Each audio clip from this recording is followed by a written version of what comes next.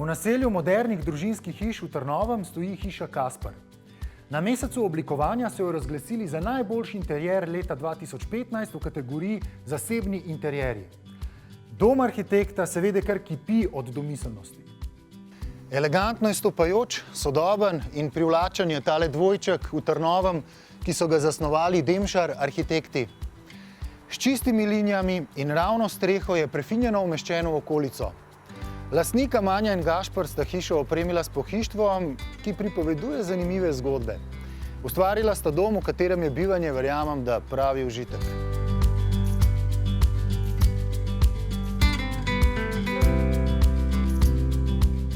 Nek avstralski arhitekt je zapisal, da gradnja hiše arhitektu predstavlja največjo tremo. Kako ste vi to doživljali pri gradnji oziroma snovanju lastne hiše? Jaz mislim, da je trema še vedno malo prisotna. Predvsem je vse skupaj z arhitekta gradnja lastne hiše en zelo velik izziv, predvsem zelo velika odgovornost na eni strani do sebe, na drugi strani do družine. V bistvu se dosti pogosto še vedno sprašujem, kaj bi lahko naredil boljše, kaj bi lahko naredil drugače. Predvsem pa dosti pogosto razmišljam, kako bi lahko recimo te izkušnje, ki sem jih imel z gradnjo najine hiše, kako bi lahko prelevil recimo že v nek drug projekt. Z Manjo sva v fazi snovanja in z svojim sodelavcem Mihatom smo se precej pogovarjali o tem, kaj želimo, kaj pričakujemo od hiše, kako bomo živeli, kakšne so naše navade, kako lahko neko naše bivanje izboljšamo. Ko sva začela snovati hišo, še nisva imela otrok, zdaj imava 2 hčerkici, 1 in 4 leta stari in seveda bila neka prognoza, da boš imel otroke, ampak nisem imel pa izkušnje, kako bo potem z otroci živeti v taki hiši. In čemu ste dali potem prednost? Kvaliteti bivanja, družinski hiši, na koncu nam pač mora biti všeč, se moramo dobro počutiti, relativno enostavno, pač mora biti dobro. Kjer del pa je bil po tehnični plati najbolj zahteven pri gradnji hiše? Največji izziv je bilo stopnišče. Stopnišče predstavlja neko hrbtenico, recimo nek dragulj, če temu lahko rečemo. Stopnišče sodeluje skupaj z knjižnim regalom, ki poteka skozi vse etaže. Drugo pa sama tehnična izvedba. Stopnice so izdelane iz betona, ulite na licu mesta, sodelovalo je kar nekaj strokovnjakov, od kemika, statika.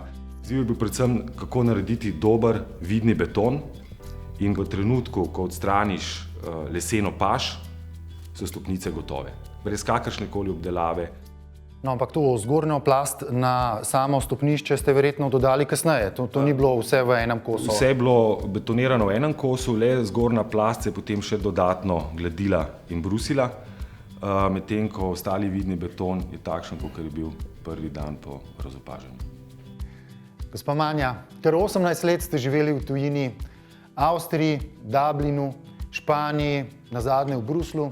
Verjetno ste doživeli tudi nek drug način bivanja v teh državah. Ste del tega prenesli tudi v Slovenijo, v svoj dom? Ja, vsekakor. Spoznala sem drugačno kulturo, drugačen način bivanja. Kaj bi mogoče izpostavila je, da v teh državah, sploh pa v Avstriji in v Belgiji, se ljudje bolj zavedajo, kako lahko dobra projektiva vpliva tudi na kakovost bivanja.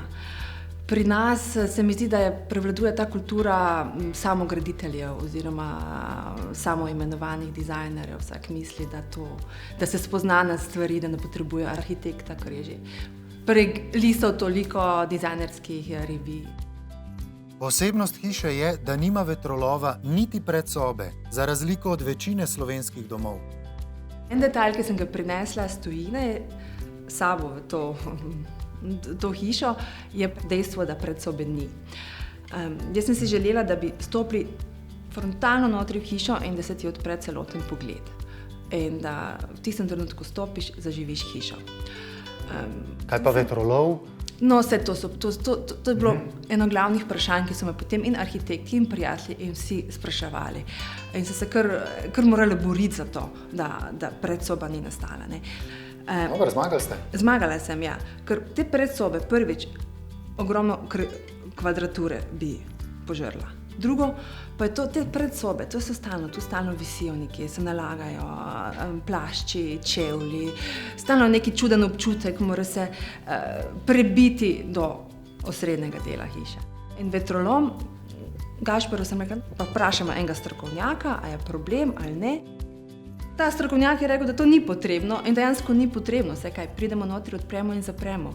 Isto zračimo hišo parkrat na dan, brez da bi razmišljali o tem, da potrebujemo vetroloma, da bo se hiša ne vem kako sledila. Ne. In tudi zmeraj zdaj pospravimo čevlje, obesimo jakne, praktično zmeraj je tam pospravljeno. Bolj kot kvadratura je lastnikoma pomembna višina in odprtost prostorov. Ključna se mi zdi ta prostornost, ustrezna povezanost med prostori, na drugi strani seveda še vedno neki intimni prostori, kotički, sobe, v katere se pač odmakneš in imaš svoj lasten mir. Veličasten hrastov hlod se je sušil več kot leto dni, preden je prišel v hišo. Kakšno leto nismo imeli podstavka za televizijo. Tu televizije niste imeli? Ali je bila televizija na tleh? Ampak tudi slike so bile na tleh, ne pa na stenah. To je tudi nek proces, ko pač prideš v hišo, jo moraš tudi malo začutiti prostore in potem neke določene elemente postopoma vnašati. Ker to je pač živa stvar. Ni to neka hotelska soba, v katero prideš za nekaj dni in pričakuješ, da je vse s prvim korakom urejeno. To je pač dom in dom se gradi. Postopoma se neke stvari vnašajo, predstavljajo in zgodba tega hloda je bila pač taka, da smo prišli do tega, da je živel nek lesen element. Nekaj, kar bo unikatno, kar bo izžarevalo to neko toplino in na koncu je pač ta hlod z neko svojo zgodbo, z nekim procesom pač pristal tukaj pod televizijo. Pa saj ni samo ta hlod, precej teh unikatnih lesenih stvari se ponuja tudi za mizo. Vidim, da vsak stol je drugačen, vsak na nek način stilno zaznamuje prostor. Ja, to je pravzaprav moja ideja in so se mi vsi smejali, ko sem rekla, da hočem imeti 8 različnih stolov okrog mize. Potem pa je to precej spontano vse skupaj nastalo. Ne vem, malo enega sva tam videla, pa kupila, pa tam in kar bolj naravno ne bi moglo biti. Ta miza ima tudi eno svojo pot, kako je prišla v to našo hišo. Zopet sva iskala neko masivnost, les, toplino. Čvrstost. Rustikalno sva iskala. Iskala sva tudi dejansko eno zelo staro rustikalno, nisva našla. Nisva našla v Sloveniji stare rustikalne mize, ki bi malo zmehčala to belino. Potem sta dala prav delati mizo ali sta... Tako. In to je bila zopet Mane iz Štajerske, šla sva v Apače, po les, s prijateljem smo ga pripeljali prijatelju mizarju, ki se je v štartu malo upiral, da naredi tako mizo iz masive, skrbeloga izvijanja in tako naprej, ker so bili plohi precej debeli, 8 cm. No, na koncu se je pač dela lotil, nekaj časa je trajalo in mislim, da je bilo nekaj dni, preden smo se vselili, je miza prispela v našo hišo. Menila sta, da so bile slike najprej na tleh, predvidevam, da so morale najprej dozoreti. Verjetno je bilo tudi potrebno neko vrsto usklajevanja, katera slika na katerem mestu. Predvidevam, da je še kje v kakšnem kotu še par slik čaka. Ja, tu sva si bila zelo enotna. Oba sva rekla, stene pa ne bodo ostale bele oziroma prazne, ampak so kar celo leto ostale prazne, slikami na tleh. Sva pa že prej, še preden sva se spoznala, sva že vsak imela svojo umetniško zbirko. Jaz sem pač večino teh slik dobila v Bruslu, kupila od prijateljev, dobila od prijateljev. Tudi ta postavitev, katera slika kam, na katero mesto, to je zopet nek proces razmišljanja. Tudi oceniš, kje ti ustreza neka barva, kje ti ustreza mogoče zgolj neka črno-bela grafika. Predvsem je pa to pomembno, da te slike, pa ne toliko slike, ampak predvsem avtorji teh slik so ljudje, ki so nama več ali manj blizu, oziroma smo imeli z njimi en pozitiven, dober stik, se osebno poznamo. Se pravi, ni to nekaj, ko bi šli samo kupiti za to, da napolnimo stene, ampak je dejansko to sestavni del najinega življenja. V bistvu to imava rada. Hiša Kaspar je lani na Mesecu bila proglašena za najboljši interjer v kategoriji zasebnih interjerjev. Vendar arhitekti pri zasnovi niso ciljali na nominacijo.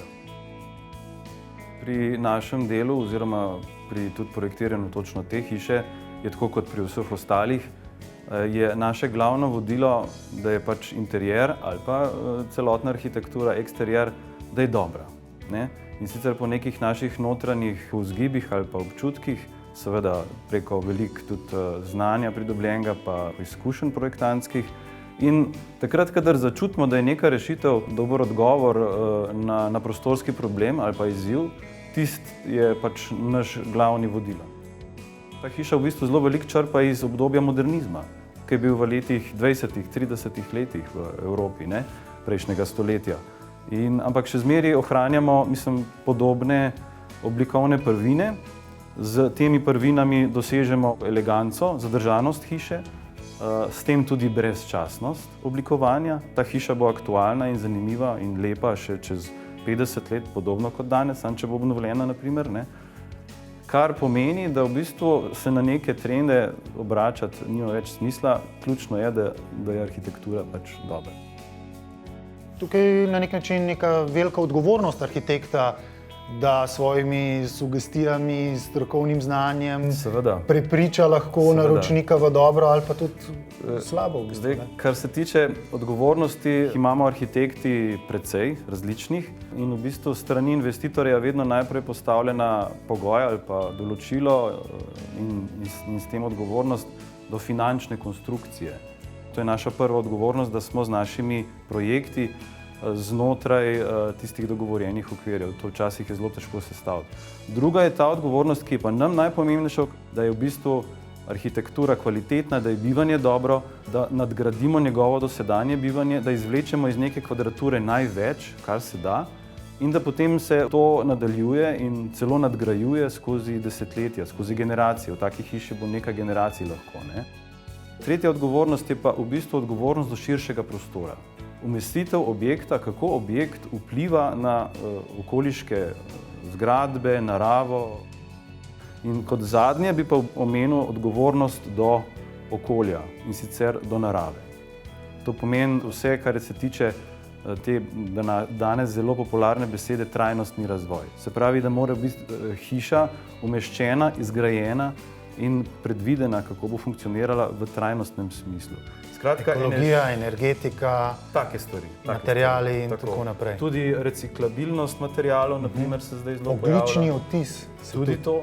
In lahko pri tej temi rečem, da v bistvu na Zahodu je zelo velik poudarek na tej temi, medtem ko se pri nas ta tema v bistvu šele začela razvijati. Moram tudi reči, da je tudi meni osebno všeč hiša. Super, prostorna, super. Domača, topla. V končni fazi imamo tukaj opravka s hišo dvojčkom. To načeloma so lahko tudi bolj osiromašene hiše, povprečno po slovenski kulturni krajini. Mi smo pa iz te kvadrature, pa iz te tipologije potegnili zelo veliko in naredili noter učinek ali pa doživetje prostora, kot da bi bila to enkrat večja hiša. Jaz mislim, da je to glavni dosežek točno te hiše.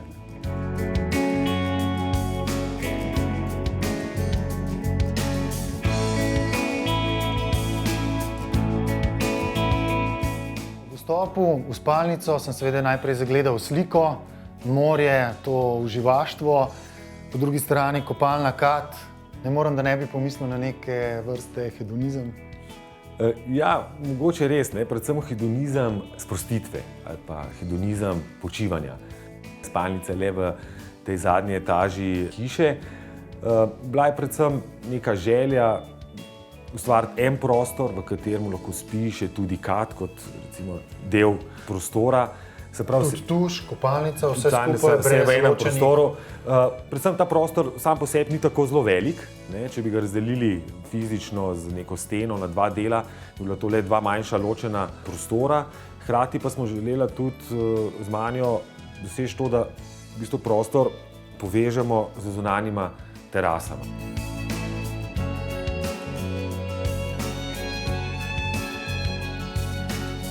Zanimiva se mi zdi tudi uporaba parketa v tem prostoru, glede na to, da je v bližini vode.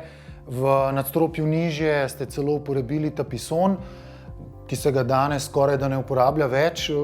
Dokaj nenavadna izbira v obeh teh talnih oblog. Tla so le tista, ki se jih dejansko največ dotikamo, oziroma jih mogoče najbolj začutimo. V pritličju je les, ko vstopiš, se pravi, takoj ta občutek neke domačnosti, medtem ko v prvem nadstropju, kjer je prostor najinih punc, pa smo želeli dati to neko mehkobo, to neko taktilno, še potencirati neko prijetnost.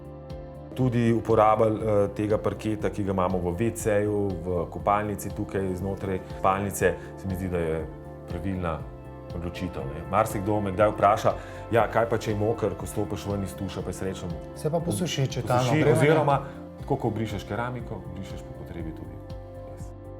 Spalnice in kopalnice ne ločuje stena, temveč klop, kupljena v starinarnici.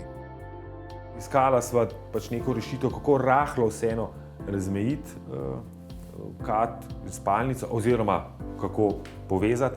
Po drugi strani pa je to tudi čisto praktičen element. Prideš gor, se slečeš, vržeš čez, danes je seveda to Priročen pospravljeno. obešalnik. V resnici je pa včasih kar precej naloženo. Omare so prostorne, vendar bele kot stene in zato skoraj neopazne. Večji del omar, se pravi, ki niso neki prosti kosi v prostoru, so anonimni. Ravno zaradi tega, da lahko neki drugi kosi ali materiali pridejo toliko bolj do izraza.